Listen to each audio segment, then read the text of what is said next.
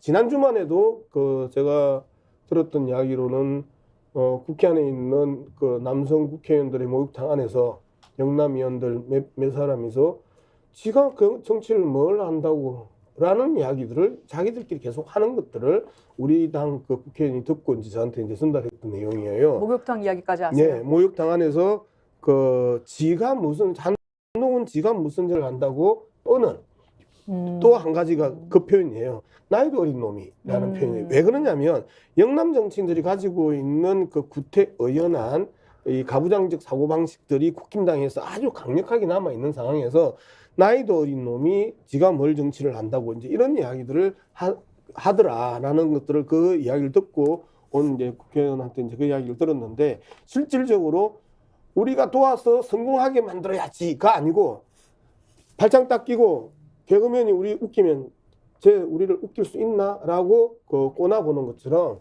똑같이 국힘당 영남 지역의 국회의원들은 한동훈 정말 잘할 수 있나 하고 지금은 관찰하는 이 시기이기 때문에 여기를 제대로 못 넘기면 인류화보다 더 빨리 사라질 가능성도 있다. 저는 지금 이제 한동훈이 하는 게 과거에 똑같은 케이스가 있었어요. 네. 노태우 모델이거든요. 근데 한동훈은 노태우가 아니고 장세동이에요. 그래서 이제 성공할 가능성이 낮다. 이렇게 보는데요. 노태우가 12.12 쿠데타 때 수도경비사령관으로서 공범입니다. 네. 공범인데 그 다음에 전두환이 대통령이 되자 내무부 장관이 됩니다. 윤석열이 대통령이 되자 법무부 장관이 됩니다. 그 다음 뭐가 되냐면은 노태우가 비례대표로 국회의원이 됩니다. 한동훈도 저는 비례대표로 국회의원이 될 거라고 봅니다. 그 다음 노태우가 당 총재가 됩니다. 네. 한동훈 당 대표가 되었습니다. 그 다음 노태우가 하는 게 뭡니까? 위대한 보통 사람들의 시대라고 해서 이미지 메이킹으로 본질을 회피합니다. 군사정권의 후예다. 5.18 광주민주화운동을 학살한 사람의 공범이라는 것을 은폐를 합니다. 그리고 해서 6.29 선언이라는 걸로 해서 다시 대통령이 됩니다. 똑같은 케이스로 가려고 합니다.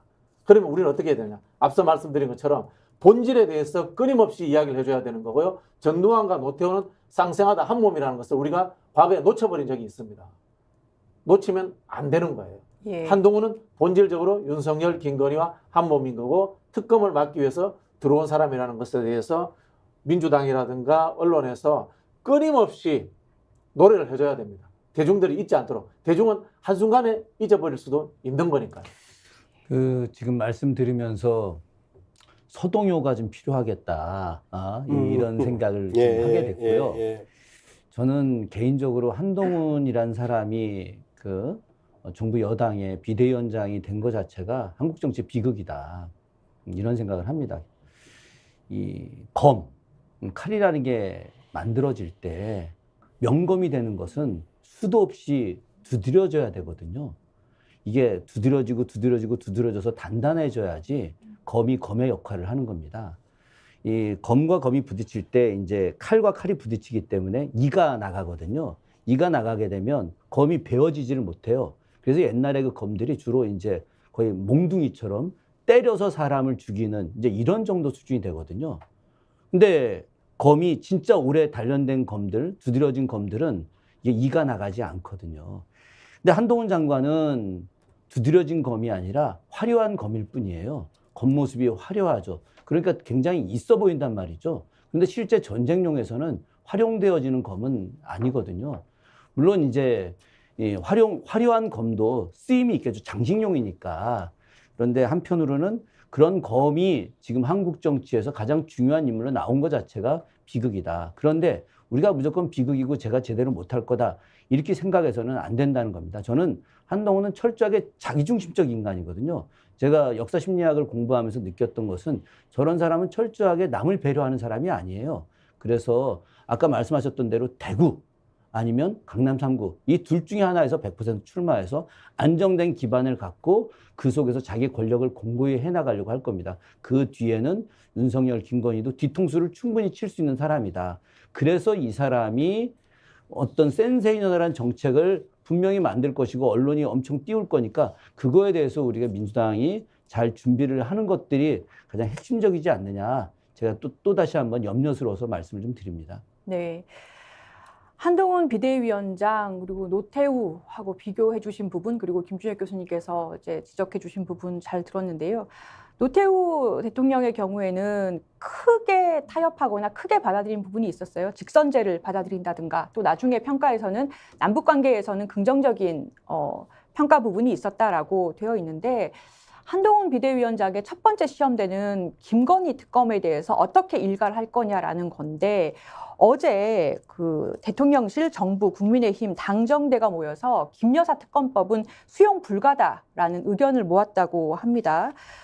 여권 관계자가 얘기한 것으로는 총리 공간에서 어제 긴급하게 비공개 당정대 협의회를 열고 국민의힘 윤재욱 권한대행, 한덕수 국무총리, 김대기 대통령실 비서실장 등이 참석을 한 상태에서 이 대통령실 내부에서 김건희 특검법 자체를 윤석열 대통령을 흔들어서 총선에서 우위를 점하려는 여당의 정치 공세다라고 간주하고 있기 때문에 그 전임 문재인 정부 시절에서도 2년 동안 수사하지 않았냐. 그런데 혐의를 찾지 못했다라고 하면서 이 정쟁 특검이고 악법이다라고 비판을 했다고 합니다. 그래서 수용 불가라고 아예 입장을 정리했다라는 보도가 어제 그렇게 정리했다라고 나왔습니다.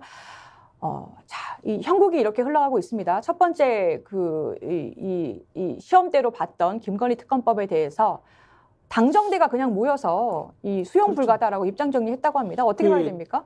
전두환은 노태우에게 융통성을 줬어요. 나를 밟고 가라. 그렇게 해서 6.29 선언이 나왔단 말입니다. 근데 지금 이 정부는 이 한동훈 위원장에게 융통성을 줄 수가 없어요. 왜냐하면 이 김건희 특검이라는 것 자체가 결국은 윤석열 퇴진과 연결되어 있어요. 그렇기 때문에 줄 수가 없는 거예요. 이 김건희 그 도이치모터스 의혹 관련해 가지고 지난 대통령 선거 때 윤석열 대통령이 뭐 통장을 잠시 빌려준 것 뿐이다. 그다음에 손해봤다. 뭐 이런 이야기를 했단 말이에요. 근데 지금 언론에서 나오는 것들을 보면은 김건희가 직접적으로 통장을 관리했고 통화한 내역들은 더 나옵니다. 그리고 1심에서 아시겠지만은 이 공범자들이 실제로 징역을 받았어요. 선고를 받았어요. 그런 상황에서 이제까지 본인이 검찰총장이라는 힘으로 그것을 수사 안 하도록 했던 거 아닙니까? 그렇기 때문에 지금 특검을 하는 상황인 거고요. 그렇기 때문에 지금 이 윤석열 정부는 이거를 이 정권의 명운을 걸고 막는 거예요. 이런 부분에 있어서 한동훈에게 어떤 융통성을 줄 수 없는 겁니다. 실제로 뭐 노태우가 되려고 했다면은 한동훈이 아니라 뭐 권영세라든가 원희룡 같은 정치적 경력이라든가 또는 융통성을 실제로 발휘할 수 있는 정치인을 섰겠죠. 근데 한동훈을 섰다는 것은 이 특검 자체가 정권의 명운이 걸렸기 때문에 수당방 방법을 가리자고 막아라라는 그냥 오다를 내린 거예요. 그런 부분에서 이 민주당이라든가 야권이 해야 될 것도 뻔합니다. 이 특검의 모든 것을 올인해서 집중을 해야지 다양한 한동훈이 던지는 정치 이슈에 그쪽 프레임에 말려가지고 다닐 필요가 없다라는 말씀을 제가 거듭해서 드리는 거예요. 상당히 좋은 예를 들었는데 장세동이다라고 이제 이야기하는 부분. 장세동은 전두환의 아바타고 전두환의 꼭두각시잖아요.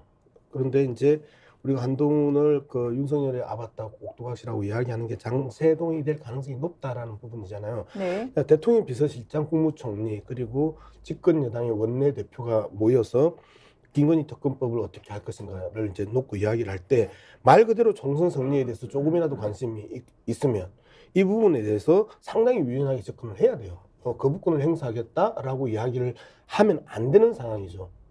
그리고 이 부분에 대해서 어떤 방식으로든지 받아들이고 그리고 대통령과 부인의 관계를 단절시키고 갈라치는 이러한 기본적인 전략 전술들이 나와야 돼요. 그런데 지금 상황에서 국민들의 많게는 70%, 적게는 65%가 김건희 특검법에 대한 거부권을 행사해서는 안 된다. 이게 상당히 여론조사가 재밌어요. 특검을 해야 된다는 60% 정도밖에 안 나와요.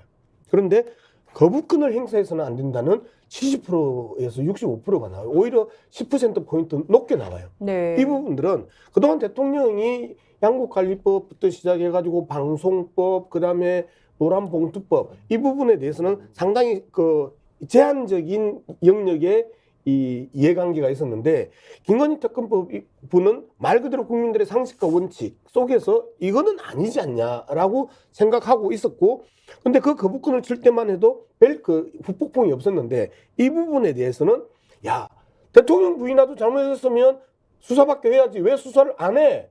이제까지 너희들이 안 했으니까 이 이야기가 나온 것 아니야? 그러면 법까지 통과가 됐으면 이거는 받아들여야지 거부권 행사하면 안 되지가 국민들의 기본적인 시선이란 말이야.